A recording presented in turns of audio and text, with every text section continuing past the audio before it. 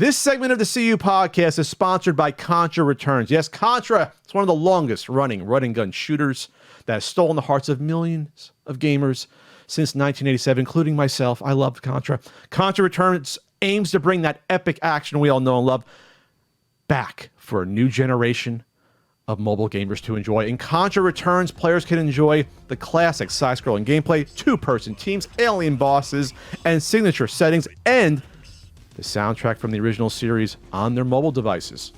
Get pumped up on the battlefield, fight like a warrior in this worthy sequel to the classic Contra series made in collaboration with Konami. And you can play with your friends, team up online, test your teamwork skills, and take on the Contra world together. And there's head-to-head real-time combat with fair competition and 3-second matching. You can enjoy exciting multiplayer battles online almost any time. And there's tons of gameplay. There's team mode, challenge mode, story, and PvP mode, so there's always something fresh to try. And weapons galore. It wouldn't be Contra without a ton of weapons. Mix and match your arsenal and pair up different heroes to unlock new skills. Get that spread gun. Now available on iOS and Android, Contra Returns will offer 200-plus levels of intense action as players can engage in a single-player run-and-gun experience, or you go head-to-head, as Ian said, in real-time 1v1 or 3 versus 3 multiplayer action. You choose from more than 10 different heroes that you can upgrade and enhance with unlockable skills and pair them with a massive arsenal of weapons. That's Contra. They got the best weapons around. Download Contra Returns today on your mobile device and play for free. Click on the link in the description below so you can start blasting aliens today. Ian, we got a Patreon poll, don't we? We do. You go to patreon.com/CU podcast and you get a full, you give us some money, and in exchange, you get a full video podcast every week. You get a full video podcast every week. You get a writing. I got to do a writing tomorrow is when I am scheduled. Tomorrow is when I'm doing my writing. You get to, we do hangouts once a month. I got a schedule. Oh, no, I keep thinking I haven't done mine in forever when it was really fairly recently. I'm entering a brand new month. I'm trying to jump the gun. Yeah, I might do mine on my personal Patreon this week, and usually a week or two after me. On top of things. And we might start doing a bonus podcast, a bonus audio podcast. Yeah. Like once a month, you'll get a bonus audio podcast. See? No guarantees yet. But we might. We might, Rabbit. We might. The value. The value podcast. So in second place, Ian, in this Patreon poll, 23% will computer games ever. You're tired this morning. Will computer games ever be as collectible as console games? First place, 77%. Good game ideas with horrible execution. Ian. My heart's awake, but my brain is sleepy. Come here, Chicky. So this is one of those questions that I felt like was really good, and I know I've said many times this game sucks, but it was a good idea. Wally Bear? Wally Bear is definitely one of them. Wally Bear could easily be, it's a fantastic idea. You're a bear on a skateboard, fighting against evil drug dealers, trying to make your family happy.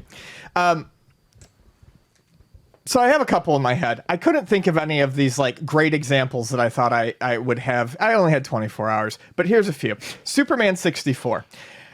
There is still not a good Superman game for modern systems. Really? And was there a Man of Steel game that came out? No, but there was one for that other Superman movie that came out that everyone forgot about. Superman Returns, yeah. That was a weird movie. I feel like people would want a Superman game. I feel like ever since the advent of 3D gaming, a Superman game would be a good idea, especially in the early era of 3D gaming. People would love that freedom of movement, being able to fly around, use superpowers. An open world Superman game would have been interesting. Obviously, you couldn't do that on the PlayStation or the 64, but you could have done something intriguing level based.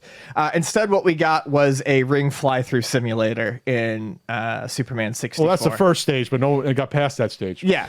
And you ended up with something that was... There was fighting and stuff in that. A pretty big letdown. One for me, personally, is Final Fantasy 13. A lot of people seem to be really interested in just kind of sweeping Final Fantasy 13 under the rug and forgetting about it. I thought Final Fantasy 13 had a fantastic setting. It was a very cool futuristic setting. It was very fun to look at. I thought it had a really fun battle system once you got into it. Problematically, they never fleshed out the world. all of the like choices you could make for your character when it came to leveling up. It was like kind of like false choice, like all of the skill trees kind of pointed you in the same direction. And I think they really missed capitalizing on a visually interesting world in a good battle system, but that's not going to carry an entire game. An RPG is known for having towns and villages. There's not even shops in Final Fantasy 13. You do all of your buying from a little kiosk where you save your games. Like, there's no cities to explore. Oh, that's awful. Yeah, there's no life to it. Yeah, that's exactly it. There's no life, and I would have loved to have seen that world in a far more lively way. It was one of the few games I can think of in recent times where like I wanted to like it so much, but I was disappointed. But my big example, Mario Party. What? That's a hot take, Ian. Yeah, it is. I fucking hate Mario Party, and I think it's executed horribly because it's very, very much luck based. In all the versions I've played, it's never about the amount of stars necessarily or how good you are at completing certain mini games. There's always something that kind of happens at the end that makes it seem random. There's always a way to completely fuck yourself over if you're in first place. And I would love good video board games. I'm always looking for stuff like that on Steam, something that I can play with friends competitively. That's a little bit slower paced. That's not, like a fighting game. And every time I try Mario Party, I am horribly disappointed. I really want it to be something that I enjoy, and I never do. And I know that's going to be a hot take, but no, I just don't think it's executed well. It's like 4 stars. 4 stars according to an upcoming NC4 guidebook. I believe the first one. The first one? 3.5 or 4. Yeah. The second and third ones were better than the first one. Yeah, the first one you destroy your hand. Yeah, but the games. Nintendo does not put out bad first-party games. What are you talking about? They don't. Would not have been a sequel, Ian. Wow, you're tough. All right, I'm going to go through the certain NES guidebook in the help of the app. Bill and Ted's Excellent Adventure, excellent video game adventure. There's a good idea of a game in there. There is. You go around different aspects of time. You get clues to find objects. It could be semi-educational, but the game mechanics are fucking terrible in that game. They're awful. Similarly, Time Lord really missed the fucking boat too. Time Lord's a much better game though than Bill and Ted. I think Time Lord 2.5 stars or 2 stars. I give this 1. Did I ever review this? Yeah, I give it 1.5. It seemed like it was 18 years ago. This book's been out for almost 5 years. Ooh, 5-year anniversary in a week and a half. Really? Oh yeah. That's how I tell time before and after NES Guidebook. But there's a good game hidden here if they went back and redid the mechanics of the walking around. Like if it was like a top-down, Ian, versus like the weird isometric, automatically it's a much better game. Isometric worked very rarely in video games, in my opinion. It would have been a much better game. There's a good game somewhere in Uncanny XMen. One of the worst games. Having an X-Men NES game with 6 different characters with different powers and abilities, that would have been a great game if done right. That would have been fantastic. Yeah, especially because they had the co-op thing down. They had co-op, 2-player co-op. If you had just ripped off Gauntlet. Yes, if it was the polish of Gauntlet, which is funny because it came out years after Gauntlet did. Yeah. At least the arcade one, the NES one came out. But if you had just ripped off Gauntlet, if it was made with the same polish as Gauntlet, that would have been a beloved game. Looking back. Yeah, absolutely.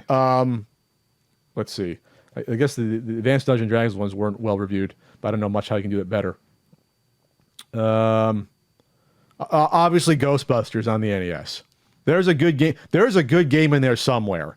If you just make the gameplay mechanics better, not so much back and forth. Actually, that is one that I do now that you mention it, that's one that I constantly reference. It's not a bad idea, and the mini games themselves are not bad. It's that it's held together by a weird framework, and then that last level is just kind of a pain in the ass. Yes, if you clean that up, like the PAL one is fucking amazing. I did a review of it. The PAL, that's new Ghostbusters 2. Yeah, that's a totally different game. But there's a good Ghostbusters game there. I'm not saying the original had to be that one, but I always hear that even like the Atari one's even better than the NES. I like the Atari. The Atari one seems to pad itself out less.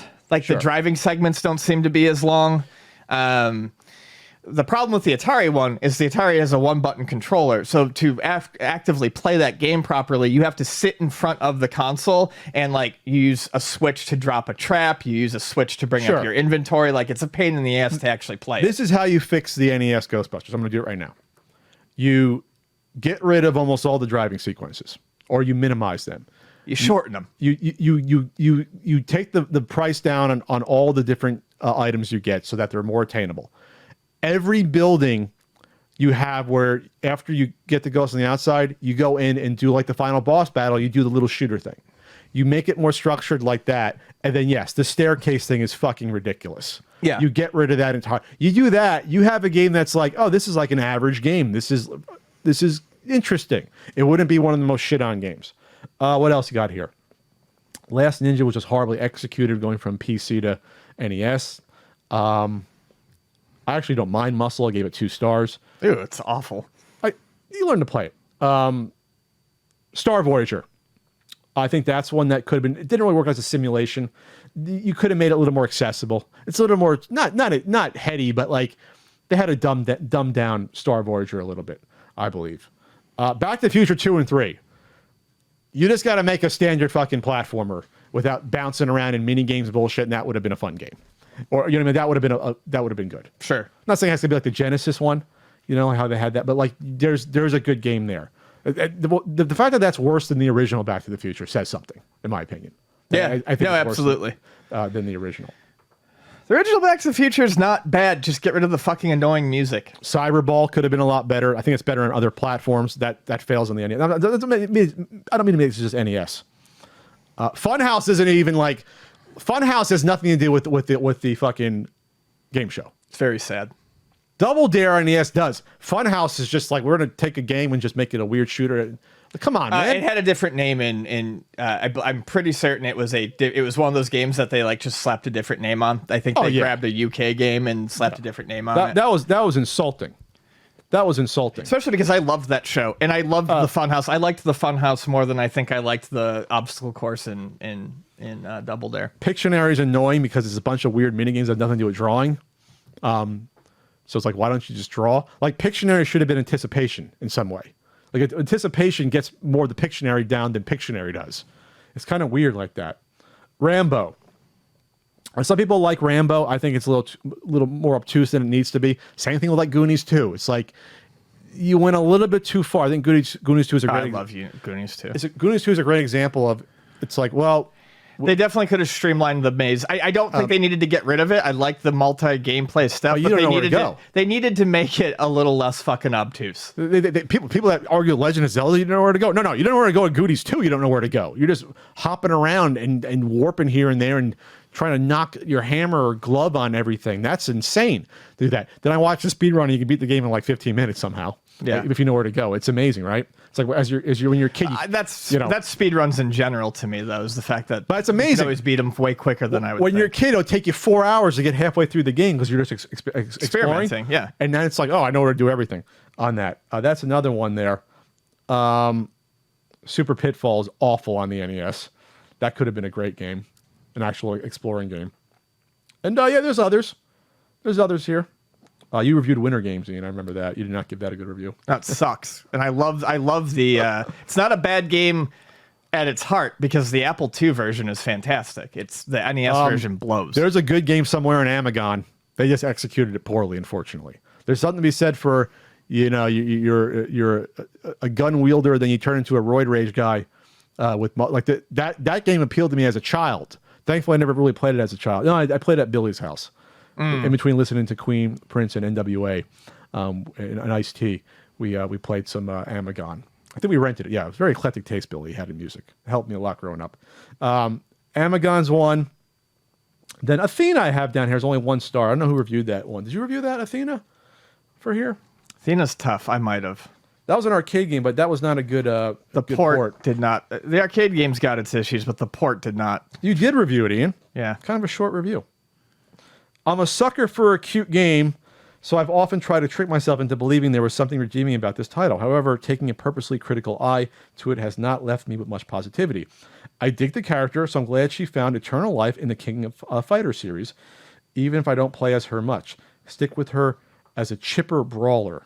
There's nothing to see here. That was your reflections there. All You right. didn't mention the arcade game in the reflections. I'm going to have to rewrite that one for the 4th print Nope. run. You say you're going to rewrite of some, maybe. Nah. Wow.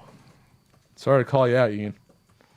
All right, I think we've got that, though. I think we've run long enough on this topic before we just go through the entire book. Okay. UltimateNintendo.com.